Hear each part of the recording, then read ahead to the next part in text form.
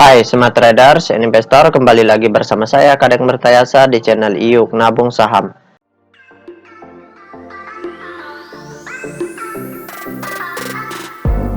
Nah, di episode kali ini kita akan membahas salah satu perusahaan yang direquest oleh Rizky Ardiansyah. Kode sahamnya NPGF, nama perusahaannya yaitu PT Nusa Palapa Gemilang Tbk. Oke, untuk mempersingkat waktu, langsung saja kita cek datanya di aplikasi iPod. Jika Anda menyukai konten-konten kami mengundang Anda untuk mengklik tombol like dan subscribe agar Anda mendapatkan video terbaru kami setiap minggunya. Selanjutnya kita ganti kode sahamnya NPGF. Kemudian kita enter. Nah, kalau kita lihat selama setahun terakhir, itu harga saham tertingginya pernah menyentuh ke harga Rp236 per lembar. Kemudian terendahnya di harga Rp60 per lembar. Nah, sekarang kita ingin lihat apa yang dilakukan oleh investor besarnya selama 2 bulan terakhir.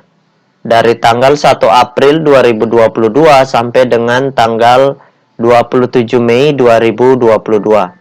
Di periode ini harga sahamnya naik, kemudian turun, naik lagi, kemudian turun lagi.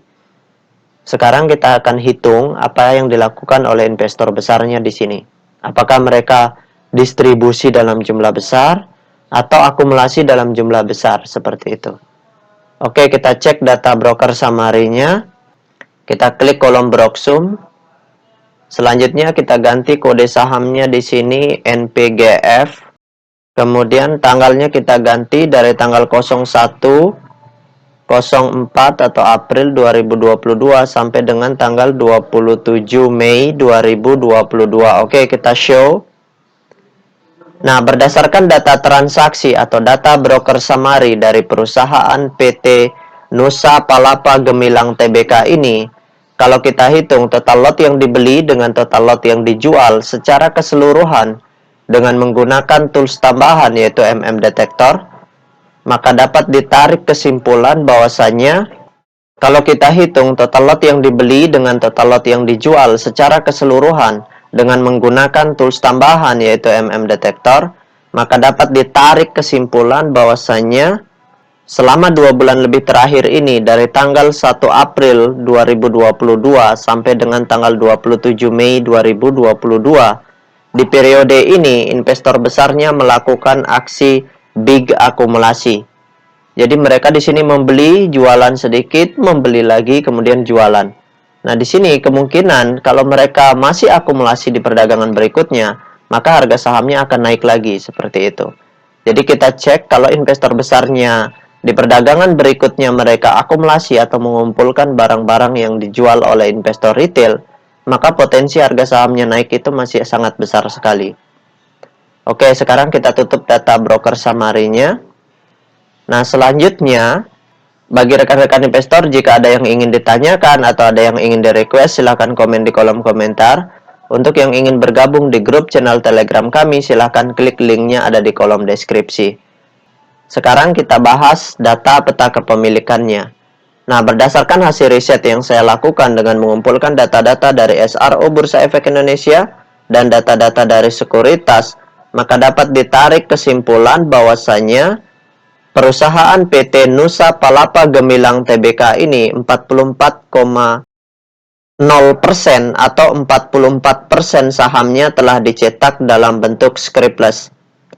Nah, dari 44% saham yang beredar di publik, kepemilikan investor besarnya di sini sebesar 54,9%. Ini porsi yang sudah sangat berkurang ya dari harapan kita untuk bisa digunakan investasi jangka panjang seperti itu. Nah, kemudian kepemilikan retail juga di perusahaan ini sangat besar yaitu 43,2%. Ini porsi kepemilikan retail yang sangat besar.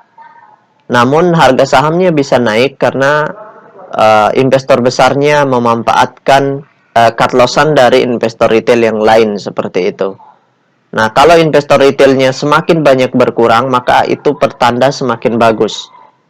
Namun, ketika investor besarnya yang buang barang semakin besar, maka itu tanda yang buruk karena harga sahamnya akan semakin turun lebih dalam dan sulit naiknya nantinya apabila barang-barang atau saham-saham yang semakin besar dimiliki oleh investor retailnya.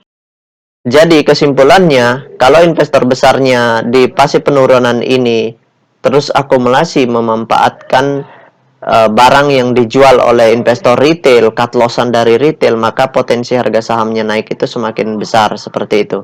Karena di sini pun mereka melakukan big akumulasi.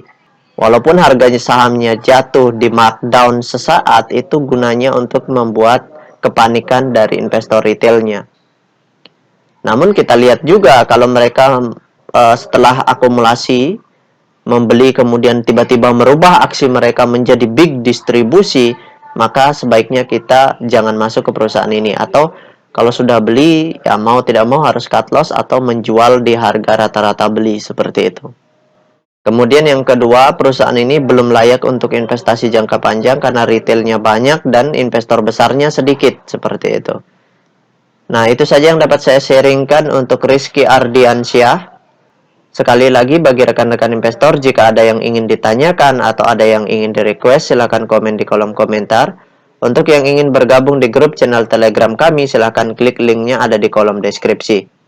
Baik rekan-rekan investor, see you next time. Salam cuan selalu.